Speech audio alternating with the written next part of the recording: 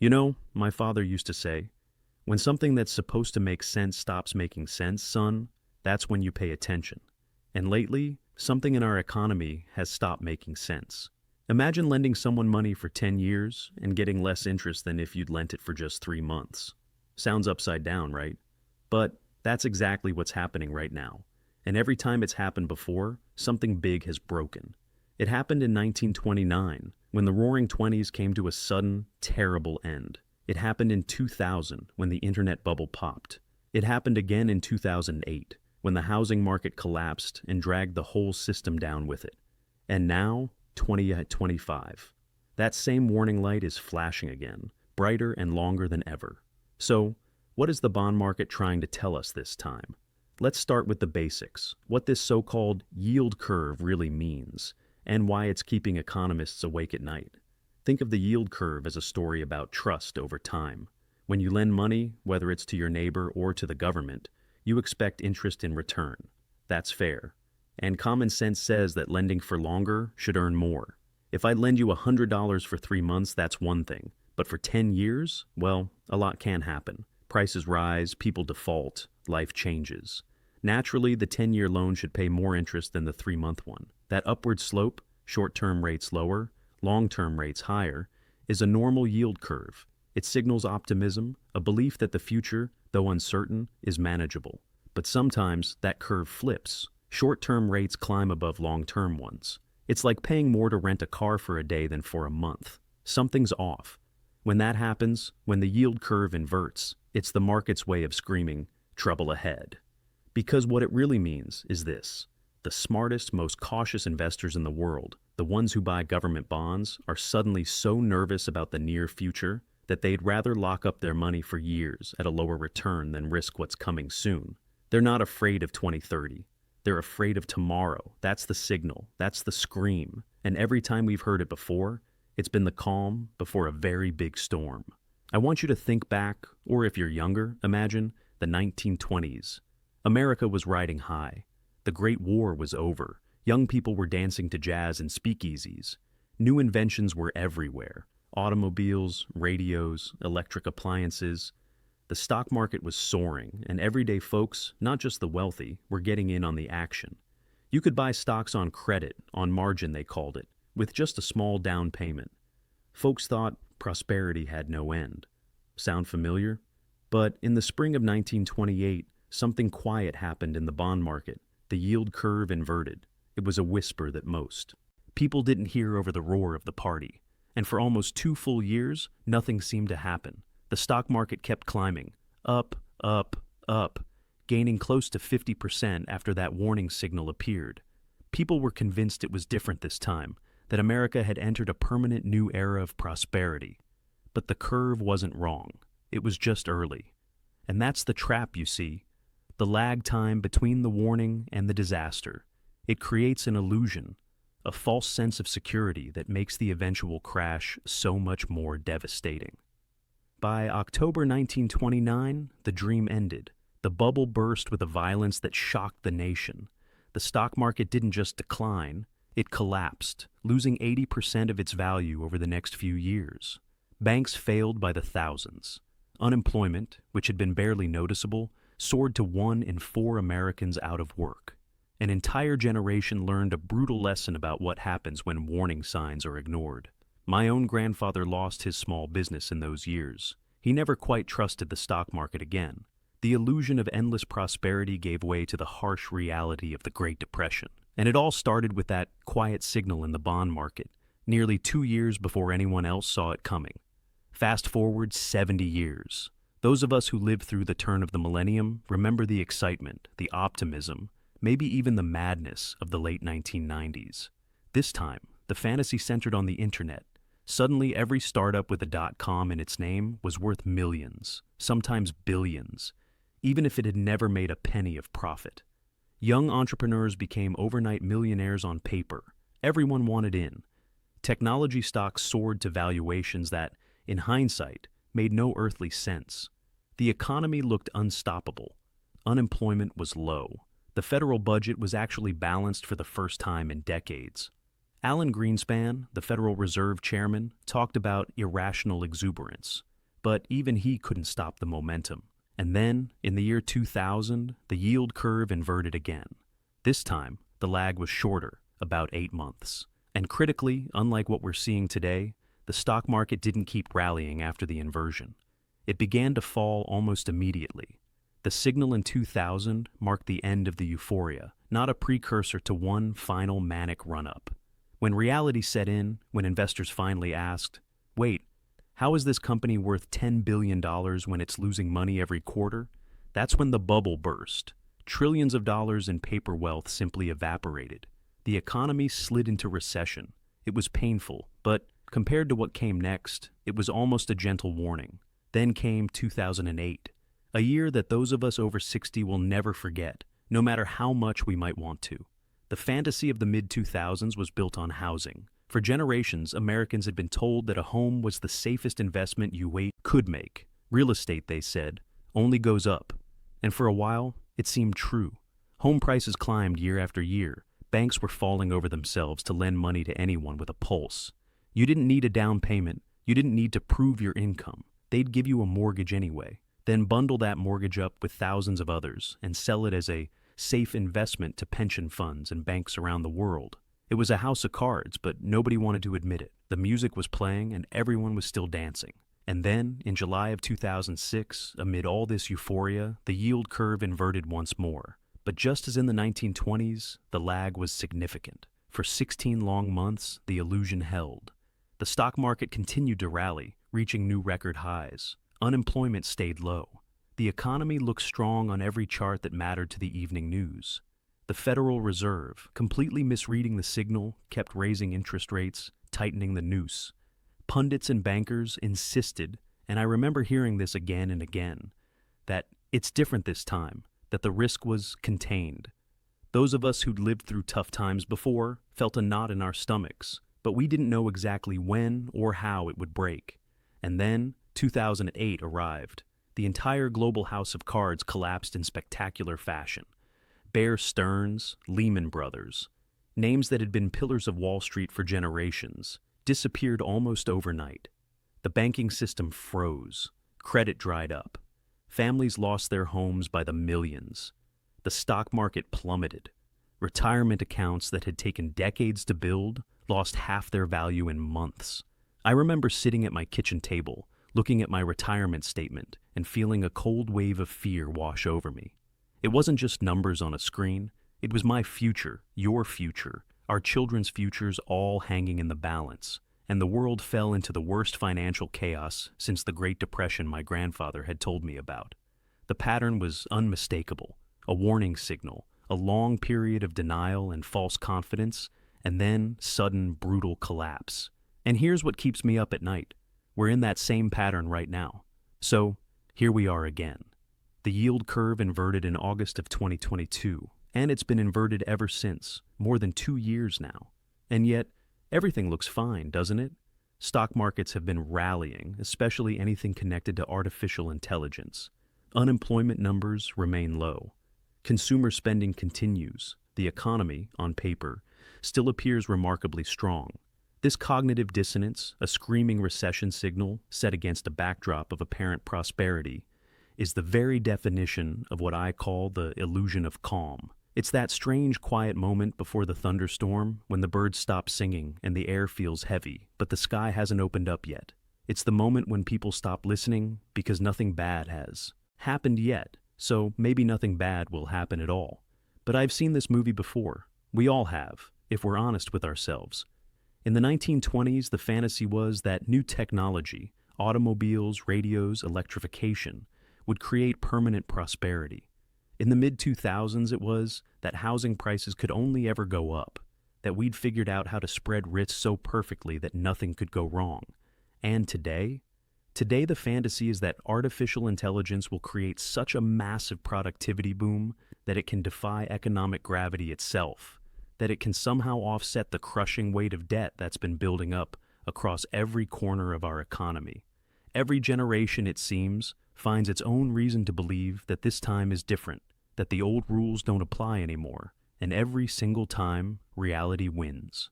The false confidence we're witnessing right now isn't a sign of strength. It's the classic symptom of a system in its final manic phase before something breaks. But this raises the most important question, doesn't it?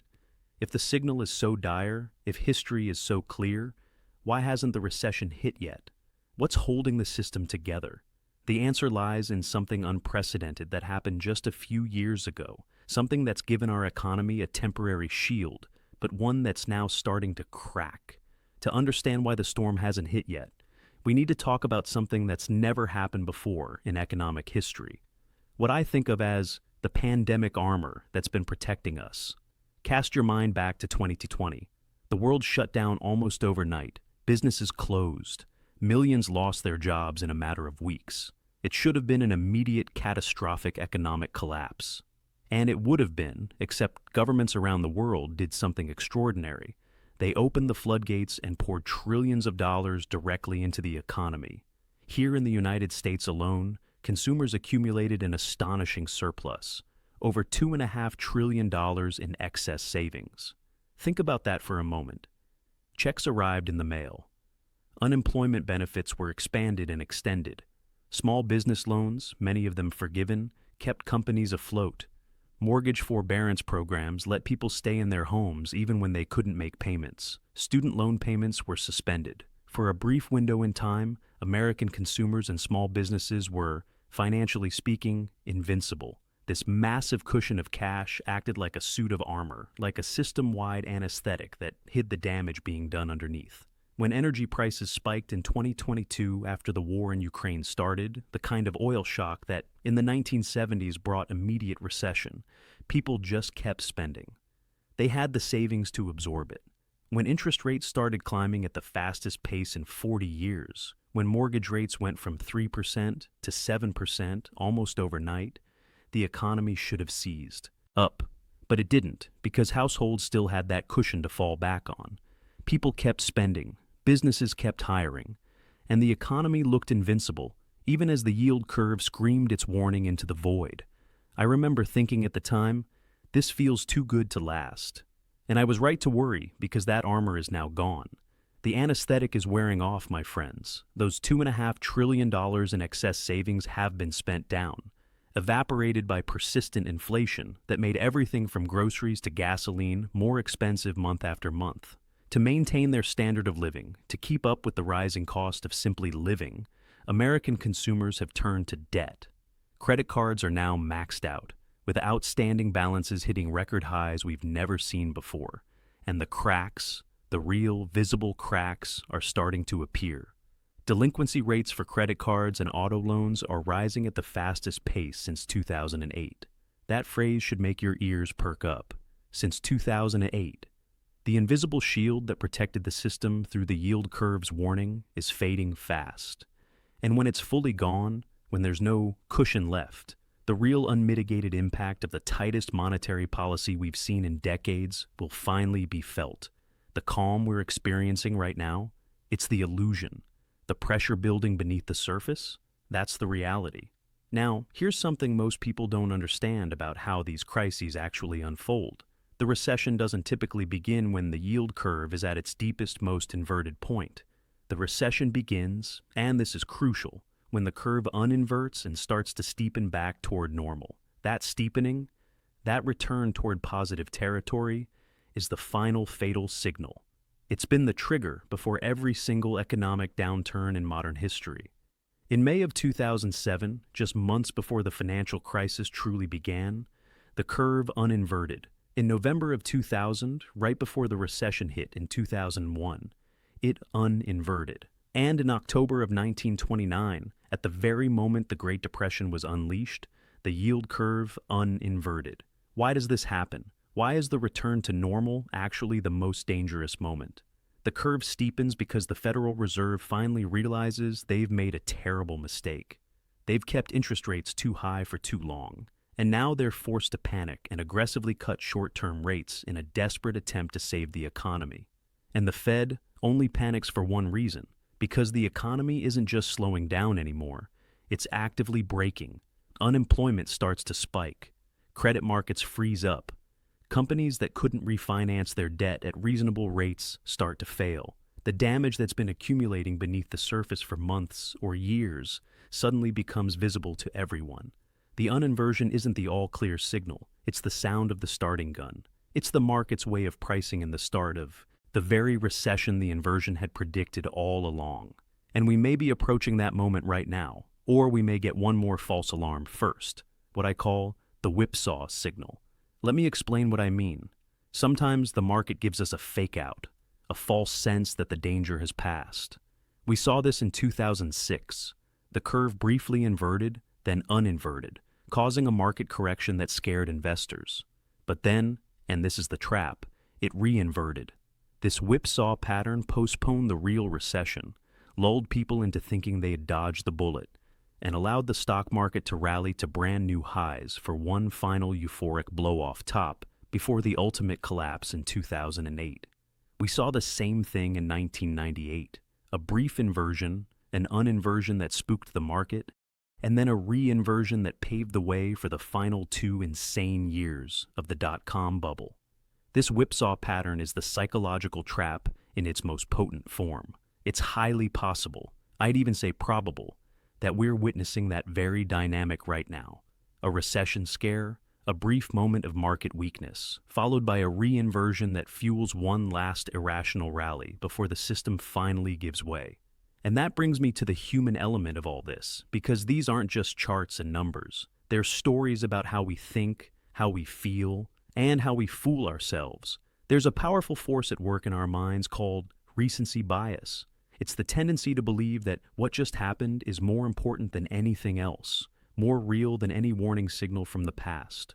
For investors, for business owners, for everyday consumers, the 2 years of no recession that have followed the inversion feel far more real and immediate than that 2-year-old warning signal itself. The narrative shifts in our minds from a recession is coming to, well, the signal must be broken this time. I've watched this happen in real time.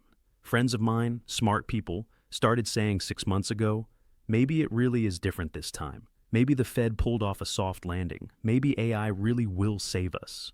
And I understand the temptation to believe that. Hope is a powerful thing, but hope without wisdom is just wishful thinking. Every new era needs its narrative, its story, to justify ignoring the math. Just as the late 1990s had the internet revolution that was going to change everything, and the mid-2000s had the belief that housing prices never fall, we now have artificial intelligence. And don't get me wrong, AI is real, and it will change many things about how we work and live. But the AI narrative has become the perfect justification for ignoring the warning lights. It promises a productivity boom so profound that it can, in theory, allow the economy to outrun its debt problems. It creates a handful of mega winners in the stock market, companies worth trillions of dollars, which masks the profound weakness festering everywhere else. But, while Wall Street chases this AI-driven dream, while a few technology companies see their stock prices soar to the moon, the real economy, the one most of us live in, the one the yield curve is actually measuring, is quietly fracturing. The cracks are no longer subtle, my friends. We're watching the slow-motion collapse of the commercial real estate market. This is a multi-trillion-dollar time bomb that doesn't make the evening news enough, with remote work becoming permanent, with people working from home several days a week or full-time. Office buildings in major cities sit half-empty. These aren't just empty buildings, they're zombie structures with massive loans attached to them, loans that are worth far more than the buildings themselves now are. Billions of dollars in office building loans are coming due, and the landlords can't refinance them at reasonable rates. Some are just walking away, handing the keys to the bank. This isn't a future problem, it's happening right now. And it threatens to cascade through the regional banking system, which holds the majority of that toxic debt. Remember 2023, when several regional banks failed almost overnight? That was just the beginning, the first tremor. The real earthquake may still be ahead of us. Then there's what I call the mirage in the labor market. The headline unemployment number remains low, and politicians love to point to that as proof everything is fine. But if you dig beneath that headline number, the story is very different. The Establishment Survey, which generates that headline number, has been diverging massively from the Household Survey, which actually goes out and asks real people if they're employed. The household survey shows job growth that's stagnant or even negative in recent months. And here's what really concerns me. The perceived strength in employment is coming almost entirely from people being forced to take on 2 or even 3 part-time jobs just to make ends meet, as full-time positions with decent pay and benefits disappear.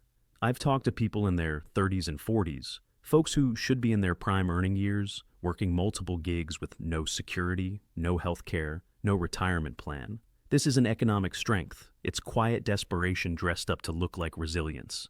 Finally, there's the consumer, the backbone of our economy, the engine that drives 70% of all economic activity. The pandemic armor that held them together has been stripped away.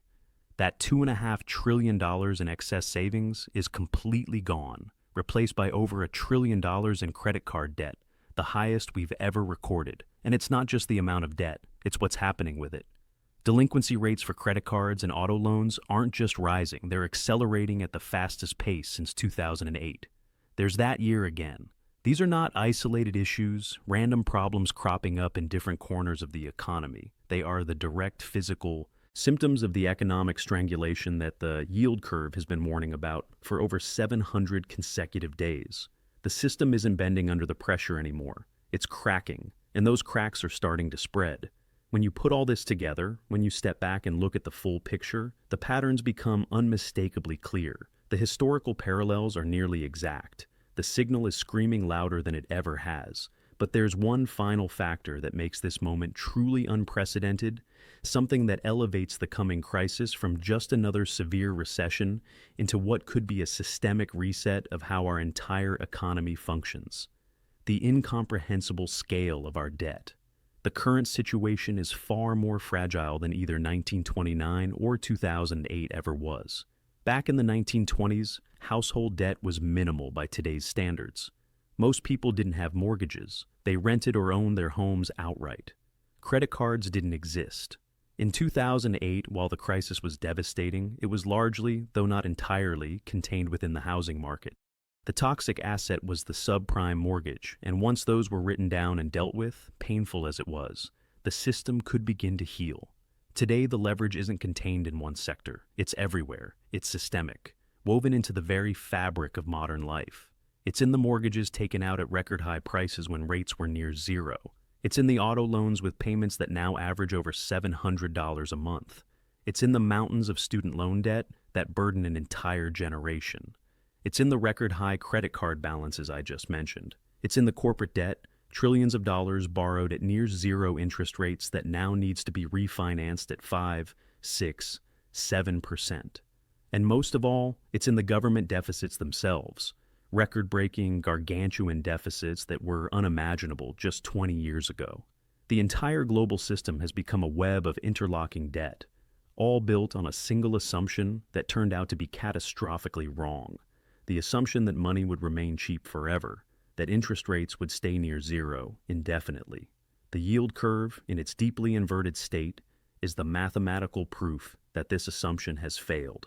It's the signal that the breaking point for servicing this colossal mountain of debt is approaching.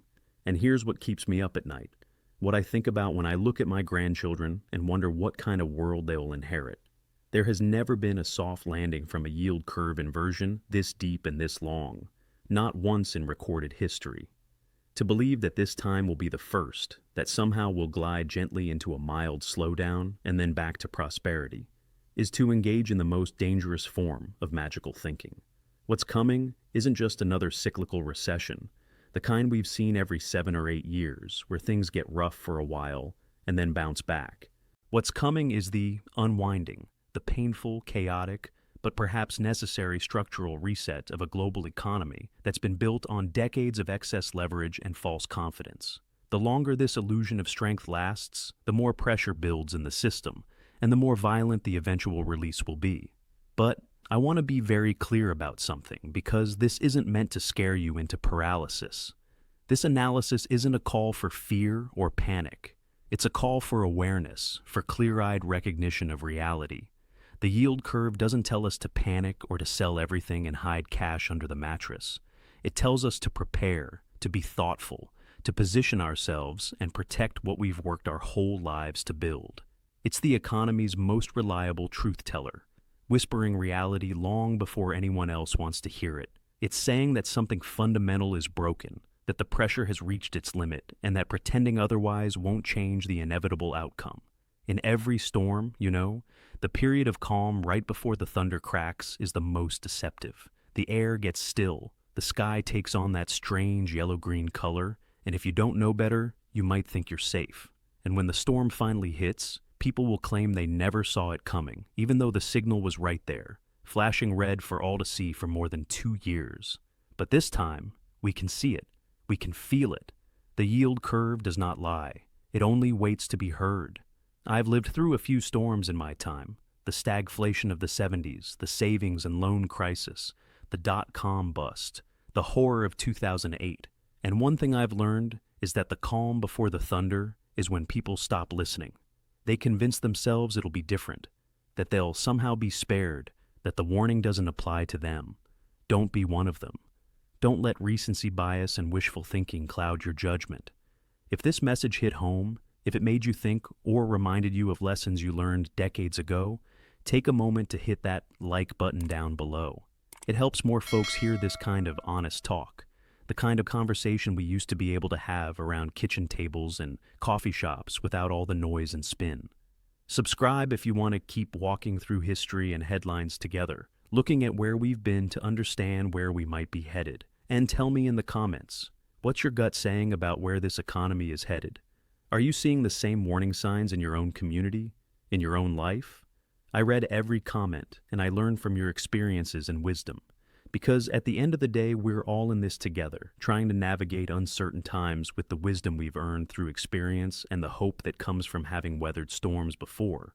The yield curve doesn't lie, my friends. It only waits to be heard. And right now, it's telling us to prepare, to be wise, and to face reality with clear eyes and steady hearts. Thank you for walking through this with me today. Until next time, take care of yourselves and each other.